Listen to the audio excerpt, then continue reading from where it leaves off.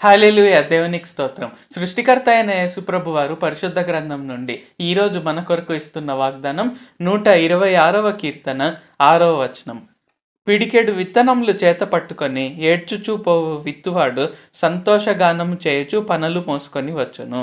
So, ఈరోజు వాగ్దానం గనుక చూసుకున్నట్లయితే యేసుప్రభు వారు ఈరోజు మనలో అందరితో మాట్లాడుతున్నారు. ఏంటంటే, మనలో చాలా మందికి ఆర్థిక సమస్యలనేవి ఉండవచ్చు. అంటే, మనం మందిరానికి వెళ్ళినప్పుడు కావచ్చు, మనం దేవునికి కానుక వేయాలనుకున్నప్పుడు కావచ్చు, మనకంతగా డబ్బులు లేకపోవచ్చు. సో, మనం ఏమనుకుంటాం, దేవునికి కానుక వేయడానికి కూడా నాకు డబ్బులు సరిపోవట్లేదు అని మనం ఏడుస్తూ మన దగ్గర ఉండే డబ్బుతో మనం కానుక ఈరోజు ఇస్తుండవచ్చు యేసుప్రభు వారికైతే. ఆయన ఏం చెప్తున్నారు, నేనక్కడ మీ హృదయాన్ని చూస్తున్నాను. పిడికెడు విత్తనములు చేత పట్టుకొని విత్తువాడు సంతోషగానంతో పంటలు కోస్తారు. సో, మీరు ఈరోజు ఏదైనా విత్తుండవచ్చు. అంటే దేవుని మందిరంలో దేవునికి మీరు ఎంతైనా కానుక ఇచ్చుండవచ్చు.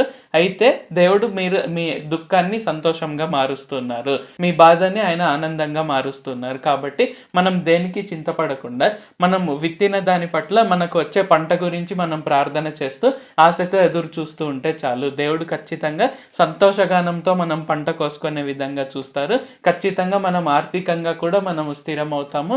ఖచ్చితంగా ఎటువంటి ఆర్థిక ఇబ్బందులు అనేవి లేకుండా మనకు ఏ అవసరాలైతే ఉన్నాయో ఆ అవసరాలన్నీ మనం తీర్చుకోగా ఇంకా మిగిలిపోయే విధంగా ఆయన ఖచ్చితంగా చూడగలుగుతారు. ప్రార్థించుకుందాం.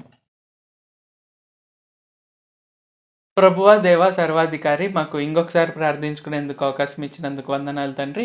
మీరు మా కొరకై చేసిన ప్రతి ఒక్క మేలుని బట్టి మీకు వందనాలు, స్తుతులు, స్తోత్రాలు తండ్రి. పిడికెడు విత్తనములు చేత పట్టుకొని ఏడ్చుచూ పోవు విత్తువాడు సంతోషగానంతో పంట కోస్తారు అని తెలియజేశారు తండ్రి. కావున ఈ ప్రార్థనలు ఎవరెవరైతే పాల్గొంటున్నారో వారికి ఎటువంటి ఆర్థిక సమస్యలైనా ఉంటే, అయ్యో మేము దేవునికి కానుక కూడా అంత ఎక్కువగా ఇచ్చుకోలేకున్నాము అని విరిగి నలిగిన హృదయంతో వారు ఎంత కానుక ఇచ్చినప్పటికీ కూడా ఆశీర్వదిస్తాను అని తెలియజేశారు తండ్రి. కావున ఈ ప్రార్థనలో పాల్గొంటున్న ఏ ఒక్కరికి కూడా ఆర్థిక సమస్యలు అనేవి లేకుండా వారు సంతోషగానంతో పంట కోసుకొనుటకు సహాయం చేయండి తండ్రి. వారికి కావాల్సిన అవసరాలన్నీ తీరిపోగా ఇంకా ప్రతి నెల మిగిలే విధంగా ఆశీర్వదించండి తండ్రి. ఆ విధంగా తోడుండి నడిపించి ఆర్థిక సమస్యలు అనేవే లేకుండా ఆర్థిక అభివృద్ధిని దయచేయండి. నజరేయుడైన సర్వశక్తిగల యేసుక్రీస్తు నామములో ప్రార్థిస్తున్నాం తండ్రి. ఆమేన్. Thank you Jesus. దేవుడు మిమ్మల్ని ఆశీర్వదించును గాక.